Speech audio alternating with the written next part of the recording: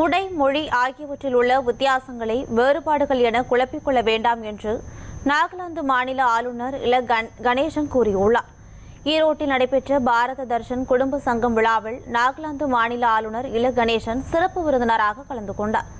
அப்போது பேசிய அவர், உடையிலும் மொழியிலும் வித்தியாசங்கள் இருந்தாலும் தெய்வ வழிபாடு அனைத்து இடங்களிலும் ஒன்றுதான் என தெரிவித்தார். பாரத நாட்டின் ஒற்றுமை குறித்து அறிவுபூர்வமாக மாத்திரம் புரிந்து கொண்டால் போதாது, அனுபவ ரீதியாக புரிந்து கொள்ள வேண்டும்.